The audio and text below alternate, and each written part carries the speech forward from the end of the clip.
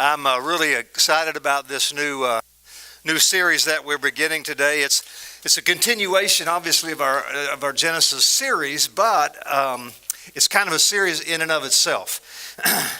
So I think we're maybe a little strong. Okay.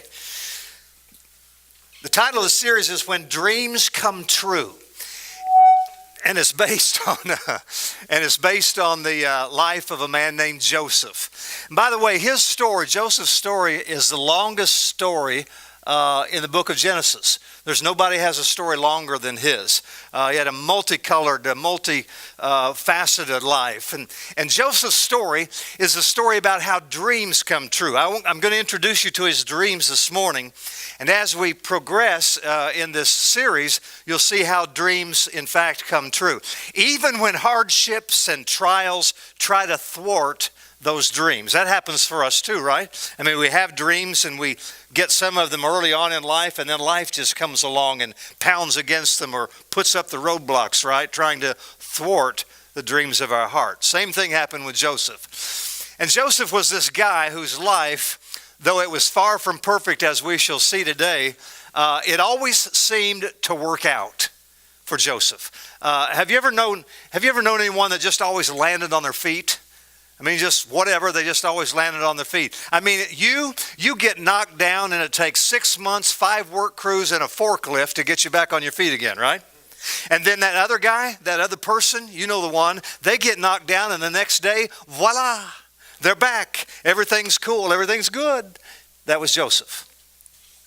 Now, early on, God began giving Joseph dreams of success, dreams of prosperity, dreams of great happiness. And though they all came to pass, here's the thing we're going to see today. Joseph still had his share of stuff. He still had his share of problems to endure and to work through on the way to seeing those dreams come to pass. And by the way, Joseph's story is one that raises questions about the providence of God. Because much of the bad that Joseph faced was really unfair. I'm talking about the kind of unfair that makes you want to ask, whoa, is God really in control after all? I mean, is he really sovereign? God could have stopped these bad things from happening in my life, but he didn't. What's up with that? Have you ever asked questions like that, at least in your heart?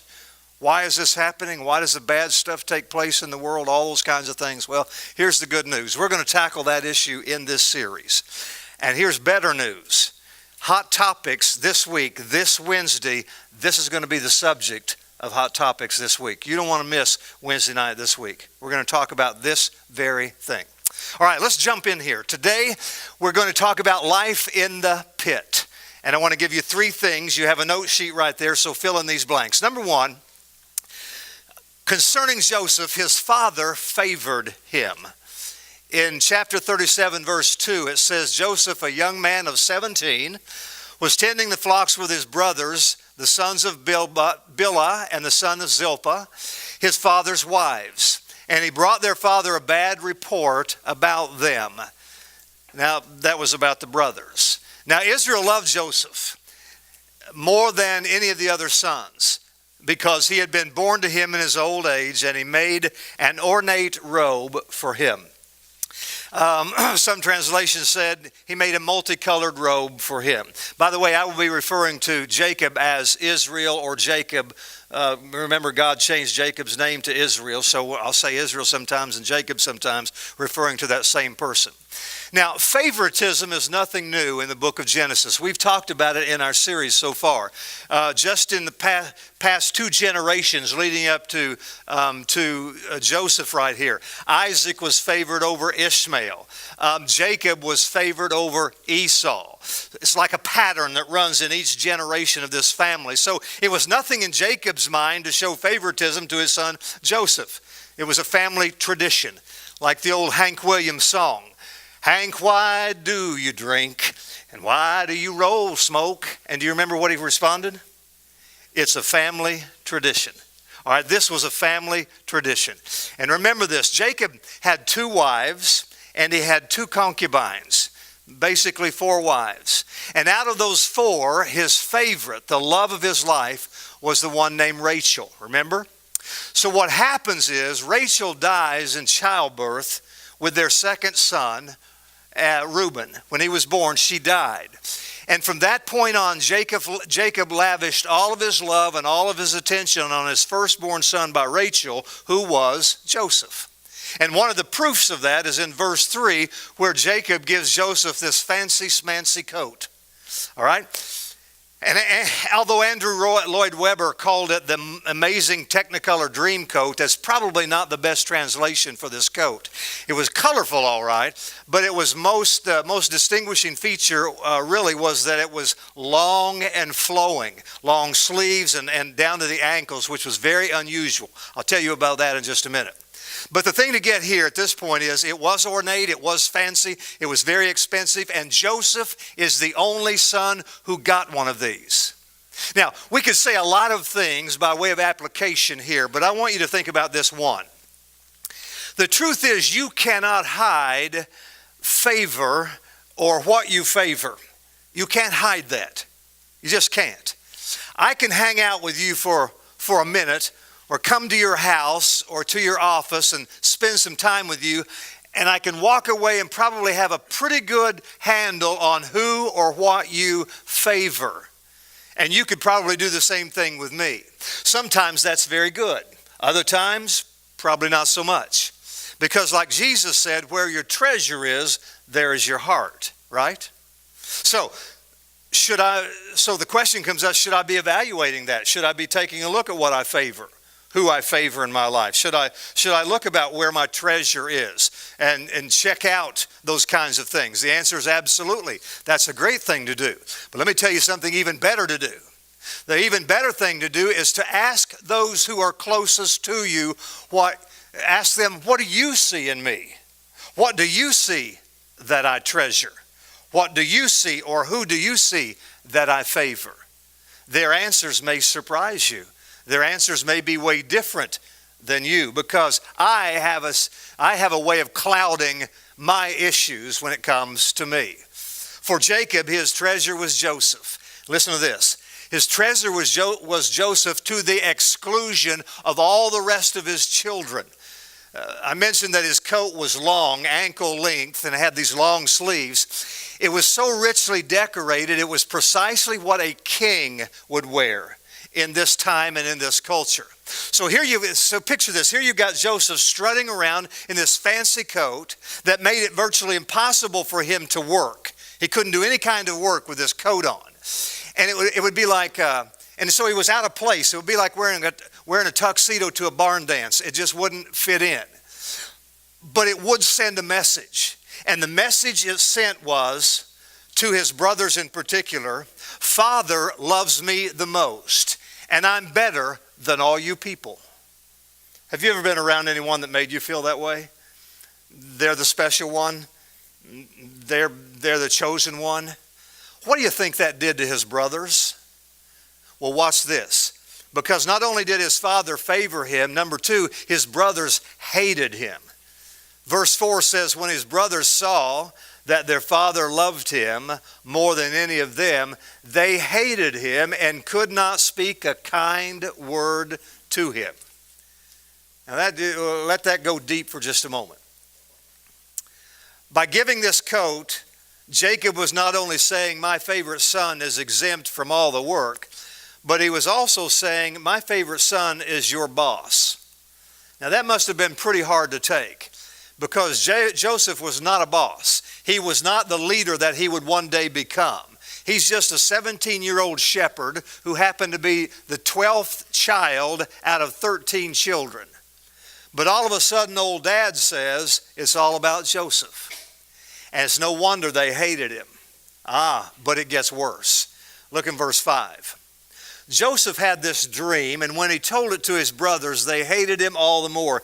In other words, they took their hate up a notch. He said to them, listen to this dream I had.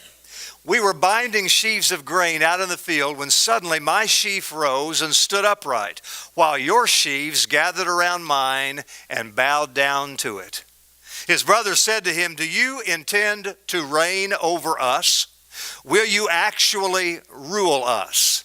And they hated him all the more because of his dream and what he had said. Then he had another dream, and he told it to his brothers. Listen, he said, I had another dream, and this time the sun and the moon and 11 stars were bowing down to me.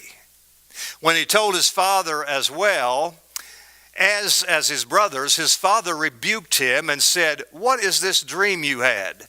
Will your mother and I and your brothers actually come and bow down to the ground before you? His brothers were jealous of him. You think? You know, there's some things that are better left untold. Did you know that? Sometimes you get blessed real good, and the first thing you want to do is go get on Facebook and just blab it all away. When your best friend might have just got that diagnosis that no person ever wants to get about their physical body. Have you ever thought about that? And we can't hide things. I don't mean to hide things, but we have to be careful. Sometimes it's best to keep things under wraps, at least for a while. So not only is Joseph their boss, one day he's going to rule them. And notice 3 times, we said it a moment ago in verse 4, now here in verse 5 and verse 8 is this word hate. That's a strong word. It's born out of jealousy, and it's growing in them like lava that is about to blow the top off of this family. And it's interesting that after 17 years of seeing this favoritism, verse 4 said they could not speak peacefully to him. If you did not greet a person in that culture, if you didn't greet them when they greeted you, it was a way of saying, we don't like you, we don't want you in our group. So Joseph was raised after he became this favored one. He never got any hellos, he never got any goodbyes, he never got any how are yous, he never got any great to see you. Can you imagine coming in a gathering like this morning and not one person would talk to you? Not one person would greet you. Not one person would be friendly. Even when you were trying to be friendly to them, being nice to them, they just ignored you. This is a crazy dysfunctional family, isn't it? But it gets worse. Number 3, his attitude betrayed him. Verse 2 says, Joseph, a young man of 17, was tending the flocks with his brothers and his father's wives, and he brought their father a bad report about them. Now this is interesting. The word for bad report is the word for slander. In other words, he came in and slandered his brother. Maybe they were out there doing something they shouldn't have done. Remember, these were not real nice guys at one point. These are the ones that murdered an entire city of men in one of our messages about 3 weeks ago. So they could have been doing something wrong, I don't know. But whatever it was, Joseph exaggerated it to his dad, and he brought slander against his brothers. And so what happened was, Joseph had this problem with the brothers out there. Instead of talking to them, he comes home and tattles to his dad. He could not see his own faults, but he was quick to pick out their faults. It's like the Peanuts cartoon. In one of the comic strips, Lucy's giving Linus a hard time. She was always giving Linus a hard time, right? And she was giving him a hard time, and Linus asked Lucy, why are you always so anxious to criticize me? Why do you do that? And Lucy responded, well, I just have a knack for seeing people's faults. And he responded, well, what about your own faults? And she said, well, I just have a knack for overlooking them. I've been that way in my own life, and I've known some people who've been that way too. Really quick to point the finger there, but not aware of the 3 fingers pointing back at myself. Overlooking them. Joseph was the same thing, same way. Critical, fault finder, yet blind to his own faults. And then these dreams of him being some sort of ruler, which eventually he was. We know that. Dreams do come true. But at this particular point, him being some ruler where even his family would bow down, and even his family would acknowledge him as the big dog. That was really unsettling for these older brothers who had lived much more of life at this point. In fact, it sent them over the edge. Look in verse 17. So Joseph went after his brothers and found them near Dothan. But they saw him in the distance, and before he reached them, they plotted to kill him. Here comes that dreamer, they said to each other, and you might add sarcastically. Come now, let's kill and throw him into one of these cisterns, one of these pits, and say that a ferocious animal devoured him. Then we'll see what becomes of his dreams. Now, I've been to this place. I've been to the Dothan area. In fact, my first visit to Israel, my host took me way off the beaten path, and we went up to a man who was sitting by his little home, and we paid him some coins, I don't know what, and then we went over out back, climbed over a fence, and walked up on a little hill. And my host was telling me this is a great example, and it is in the perfect area where it happened for Joseph. And we stood on the hill, and there was a little cistern, a little well, and it was just barely big enough for a human being to get down inside. A larger human being like a couple of you, me, we couldn't have got in there. But, you know, a young 17-year-old could have.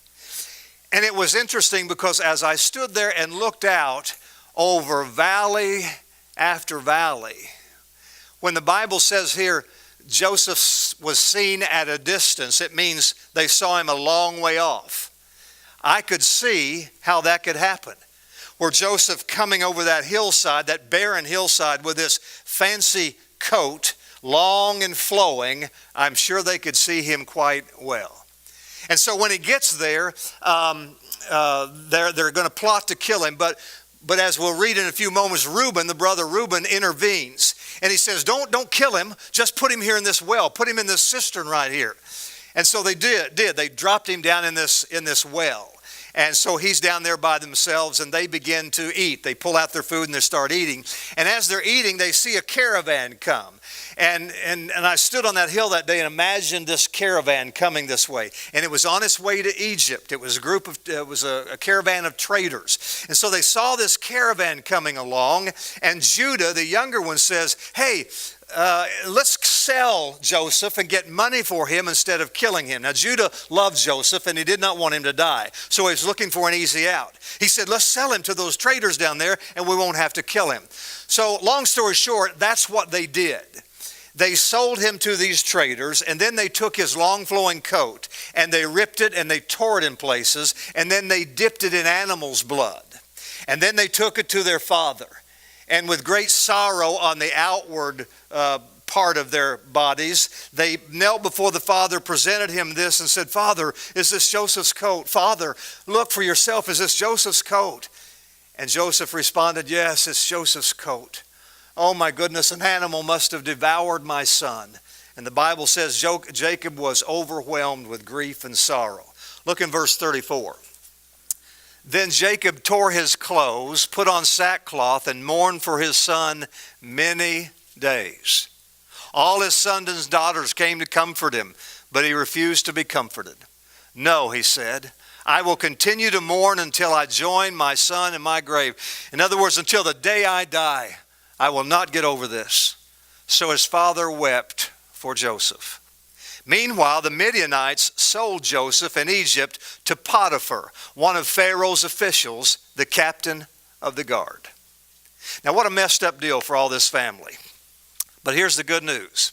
The good news is that in weeks to come, we will see Joseph maturing. We will see him as a man of great faith. We will see him as a man of great integrity. We will see him as a man who has overcome these selfish attitudes of his youth that were developed by being the favored one of his dad. And we will see him become the man that any family would be proud to have as their own. Now, for a few minutes, I want us to, before we stop today, this is just an introductory to jump us into this series on Joseph. But before we stop, I want to personalize this introduction of Joseph by asking you this question. What do we do when our life is suddenly in the pit?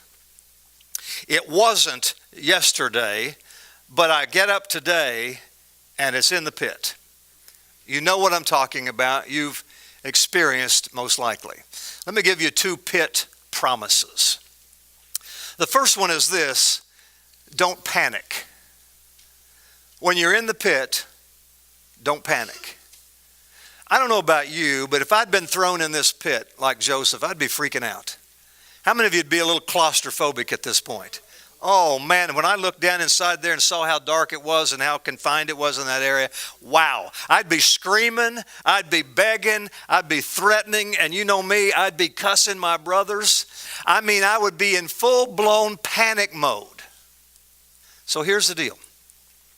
When you find yourself in an emotional pit, when you find yourself in a physical health pit, or a sorrow pit, or a financial pit, or a relational pit, don't panic.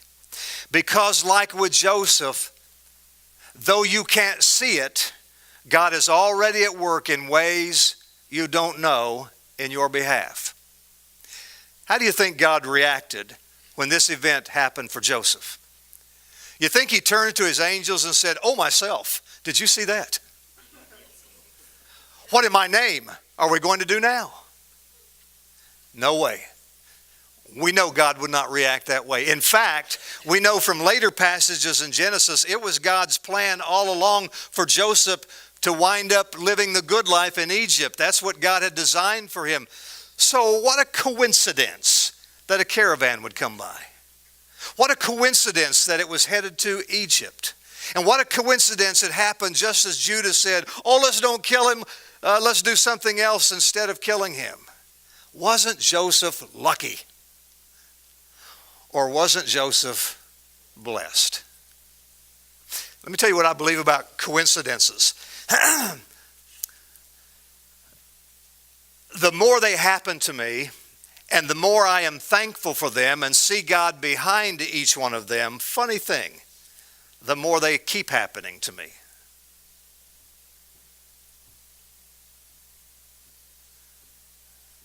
I have these great coincidences, and if I see God behind them and thank Him, I start having more of them. Craziest thing. God never operates in a panic. Yikes and oh no are not even in His vocabulary. And in every one of our difficulties, in every one of our pit experiences, there will always be a blessing and there will always be a strengthening. You've read the phrase in the Bible, the testing of your faith, more than one time, right? The testing of your faith brings patience. The testing of your faith moves you forward. You've read that. The testing of your faith. I never liked that phrase. I still don't like it very well, the testing of my faith. Because, and I'll tell you why I think it goes back to when I was in school, I enjoyed learning new things in school, but I never liked the test part of it. I never liked testing. You teachers probably can testify. There are kids in your class that just hate testing. Maybe you hate testing. But I like the learning, but I really hated those tests. Like one little boy who prayed before he went to sleep, "Now I lay me down to rest and hope to pass tomorrow's test. If I should die before I wake, well, that's just one less test I have to take." That's kind of where I was. And do you remember in school, the easiest test, really, if you were a good guesser, was the what? Well, multiple choice, but also true-false. You had a 50-50 deal going on there with the true-false, and so those weren't all that bad. And in the true-false test, you've got a series of statements, and you have to decide if they are what? True or false. You just mark a T or you mark an F, or you check the box T or you check the box F. Well, the Bible notion of testing our faith, let me clarify for you. The Bible notion of testing our faith is basically a true-false kind of a deal. There's only one statement. The statement is, during the toughest times of your life, in your pit, can you trust God? Are you able to trust God? True or false? In the toughest times of your life, even in the pit, you can totally trust God. Is that true or is that false? Well, the answer is true. That's the test, and the answer is always true. We can always trust Him no matter how we feel, no matter what we can or cannot see. When we're in the pit, we can always trust God. The answer is always true. The great grace preacher Charles Spurgeon said one time, "God is too good to be unkind, and He is too wise to be confused. So if I cannot trace His hand, I can always trust His heart." And we can. God is ever faithful, even or especially when we find ourselves in the pit. The second thing to remember in the pit is this: don't be surprised. Joseph's in this cistern, right? And he feels this rope come down. Maybe it hits his shoulder. And he's thinking to himself, "Yay, I'm getting out. They finally come to their senses. They finally are going to let me out of this thing. I bet they give me back my coat. And I bet they ask me to forgive them for what they've done." Boy, what a rude awakening Joseph had when they pulled him out of that thing, as he discovers that he is being sold as a common slave to a caravan of traders. You've heard the expression, from the frying pan into the fire. Boy, that's what happened to Joseph right here. And can you imagine Joseph at this point? He's sold to these slave traders, and now he has his hands bound, and they're tied to a lead rope to a pack of camels, and away they go, and he's struggling just to stay upright as the camels move out, trying to be fast enough to keep from falling. And I can just see him as he's going, and with his hands bound like that, looking yonder over there toward home, wondering if he would ever see home again, wondering, would I ever see my father again? Life is like that at times. As I read that passage, I thought it's the same for us sometimes. Things happen and they just keep happening. When it rains, it pours. From the frying pan to the fire. Troubles come in threes and all that stuff, right? You climb in one pit and you look out on the horizon, doggone it, there's another pit out there just waiting for me. And it's not always that way, but it's often enough to make us understand we don't like it, right? No one does. But now watch this. Because not only should we not be surprised when we find ourselves in the pit, we should also not be surprised when our deliverance from the pit comes disguised as more trouble. Now stay with me. Sometimes you're in the pit and you get delivered from the pit by trouble. Trouble gets you out of one pit, but you're still in a little bit of trouble. Now get this. When we get over to Genesis chapter 50 in a few weeks, we're going to see how wonderfully and how fully Joseph succeeded in life. But think about this. If he had not been sold into slavery, if he had not been put in the pit and his brother had not offered a way to keep him from getting killed, he would never got out of the pit. Had he not got out of the pit, he would have never been sold into slavery. Had he not been sold into slavery, he would have never reached Egypt. Had he not reached Egypt, he would have not been sold to an official in Pharaoh's court. And if he had not been sold to an official in Pharaoh's court, he never would have had an experience where he wound up in Pharaoh's prison. And if he hadn't been in Pharaoh's prison, he wouldn't have been called to come and interpret one of Pharaoh's dreams. And on it goes until he becomes the prime minister of Egypt. It was only later, years later, that Joseph understood God's hand was involved in all these events. What he thought was from the frying pan to the fire, what he thought was the fire, was actually his deliverance. It was disguised as trouble, but it delivered him. 22 years later, he was the prime minister of Egypt. And when that happened, he said this to his brothers in chapter 45. Do not be distressed. He hasn't seen them for 22 years. He sees them for the first time and says, do not be distressed and do not be angry with yourselves for selling me here, because it was to save lives that God sent me ahead of you. Who sent Joseph? God sent him. Though Joseph never would have believed it at the time, you couldn't have convinced him at the time. Isn't that something? So listen, when life is just the pits, don't panic, don't be surprised. Just mark the box with the T for true, because God indeed can be trusted. Robert the Bruce fought for the liberation of Scotland back in the 1300s. And there's a story, a legend that's told about him that is fascinating. It seems that he was fighting in a horrific battle and his troops were bludgeoned. And they began retreating and just scattering, just a handful of them that were left. And Robert the Bruce, of course, took off and made his way up toward the mountains, and he knew that he had hot pursuit behind him.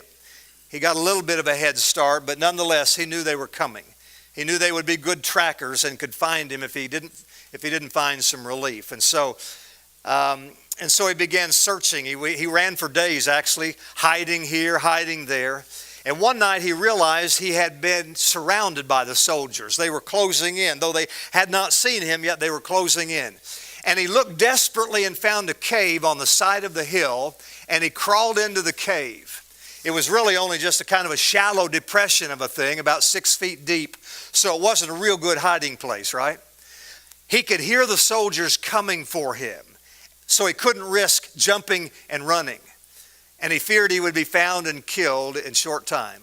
All he could do was hope and pray and stay quiet. At one point, Robert watched as a large spider began to weave a spider web over the opening to this small cave. Within an hour, this arachnid had woven a beautiful lace work across the mouth, the entire mouth of this little cave. Soon after that took place, the soldiers arrived, and as they were looking in this brushy area, one of them walked over and saw the cave and looked for a moment and then began to peer inside. And as he did, Robert was fearing for his life, knowing he was about to be discovered, when the commander of the soldiers saw his soldier and came over and took a look with him. And the captain then, also the commander, saw the spider's web. And he told his soldiers, just move on. He knew it would be impossible for Robert to have entered that cave without breaking that spider's web. So the soldiers left and Robert escaped. Later, he reflected on this event. Robert the Bruce wrote this in his journal. He said, where God is, a spider's web is as a stone wall. Where God is not, a stone wall is but a spider's web. Wow. Isn't that good? Joseph found that out. He was beginning to. He didn't understand and realize it yet, but he finds it out in a great way. To the deliverance even of his family in the greatest famine Egypt had ever known. We'll get into that in the next few weeks. It's going to be great. All right? Did that help you? You get a little introduction of who Joseph is? All right? Praise the Lord. Let me pray. Father, I thank you today for this good life, you as a good father, and we thank you for all the blessings we enjoy. Even when we're in the pit, we know that you're at work.